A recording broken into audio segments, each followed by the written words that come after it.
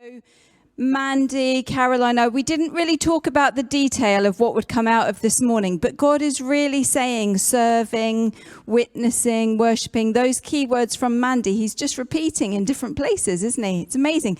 So our next person is Katie Lane. I'm going to invite Katie to come up. She's very bravely doing it in front of you. Yay!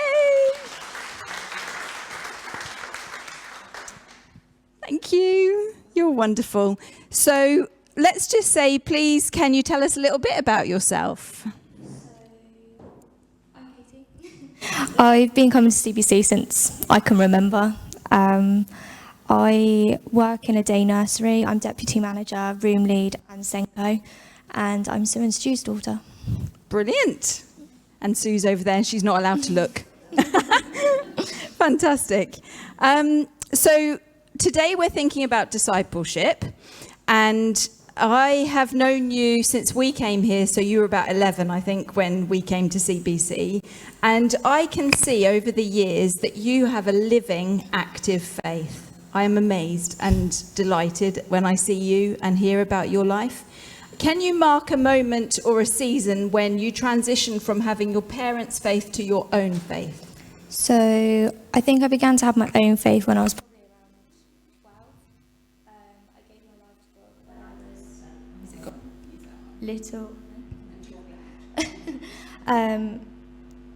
When I was little, we went to New Wine several times, and I repeatedly gave my life to God. And then when I was 16, I was baptised at church camp. But whilst I was at Soul Survivor, I began to grow a lot deeper in my faith, and experiencing God's presence and comfort, and just watching him heal people, and the atmosphere there was just incredible. And I think that's when I completely had my own faith. Yeah. How brilliant that you did that. I'm going to borrow it back. How do you find being a disciple? Oh no, what steps do you take in your everyday life to maintain your journey of faith? So I get up a lot earlier than most people probably would to go to work. So I get myself ready, and then I spend time reading my Bible, praying. And then when I'm driving to work, I have my own little mini worship session. So I have the music blaring and just, and I just prepare myself for the day. And then I sit in the car for about a minute, 2 minutes, and just go, Lord, I give today to you. Like, this is, you've put me here. Like, do your will, and use me. So yeah. Yeah, amazing. I love that. I love that you bring God into your getting ready for the day routine, and you're traveling to the next thing. That's lovely. Really great. How do you find being a disciple of Jesus in a world where so many are not? So when I was thinking about this question, I found it really difficult. So I found like, it's difficult. So growing up a Christian and having the home life and having faith sometimes made it easy, but also made it difficult. I think because I had the values of the Christian faith and stuff growing up, like I knew I wasn't on my own, and the battles I faced belonged to God, and that I didn't have to fear them. But difficult because of friendships and social situations. Like, it wasn't the easiest growing up and being in school and having faith. Like, so I think that it is difficult, but just persevering. And I had verses that I would just play on repeat in my head, like Philippians 4:13, I can do all things through God. And I didn't have to face things on my own. And I think that's what I held on to. Gosh, yeah, God does call us to be a part, doesn't he? And to stand out and to be different, but also to be in the world. That's amazing. Do people ever ask you about your faith or why you follow Jesus? So does your faith come up with your non-Christian friends or your colleagues? So I've got a long answer for this one. So I find it difficult to be open and honest about my faith, but actually it takes a lot for me to stand up for my faith, and recently I have. I've learned it the hard way, and I was always told by people at school that as I have grown up and different because of my faith, like I was weird and just didn't like fit in and that kind of thing. But my faith started to come up more at work, and I'm able to defend my faith and stand my ground a lot more. I've been able to share last year and this year the Christmas story, the Easter story in more depth through the play and stories with the children at nursery. But whilst being able to do that, my colleagues and stuff were actually listening in from a distance, but I could see them in the corner going, oh, actually, okay, I can see what you're trying to say.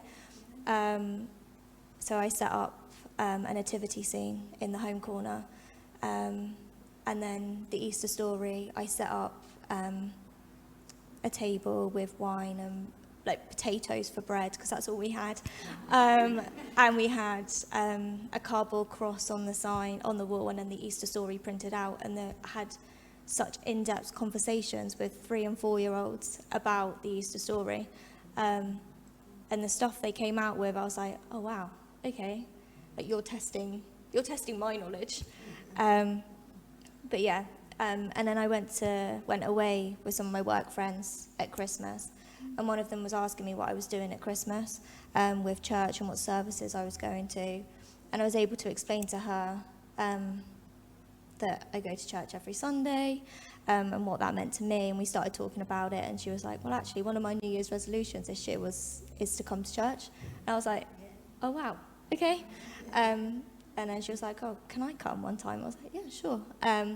But she's yet to come, but working on it. No, exactly. But she was showing such an interest, and it, I think that stood out to me. But one of the services that Kay did a few weeks ago, Love as Jesus Loved, is what I have to do at work and keep doing. It's difficult because we have the ups and downs with friendships and people getting on, but I stay as neutral as I can, showing love to everyone and treating everyone as equally as possible, even if I believe that they've said or done something wrong. We've just got to stay in the middle. And there's this one colleague who is lazy, and everyone gets annoyed with her and makes comments, but I try not to join in. And again, love everyone for who they are and try and guide them away from the gossip and try and lead them to other conversations and also other ways to help their progression and relationships with each other. But the other way that I look at it is when you're asked by God to follow him and take the lowest place. Like in my day-to-day life, the jobs that we've got is like changing nappies and doing the dirtiest jobs and that kind of stuff. But being one of the seniors, they expect you not necessarily to chip in. Whereas I'm like, well, actually, I'm part of a team, so I'll take the lowest place. I'll do nappies 2 or 3 times a day, and show them that actually I'm not higher than you. I'm equal. I think day to day, that's how I try and show my faith to them. Is actually I'm the same level as you. Gosh, thank you so much for letting us, for being honest about all those things in your life, because it really resonated for me with the guy in the video of just those choices you'll make every day, even though you might not get anything back from it, but it witnesses to other people in an amazing way. And I really see God working through you in those gentle, gentle ways. He's given you the gift of gentleness. Amazing. Should we give her a round of applause?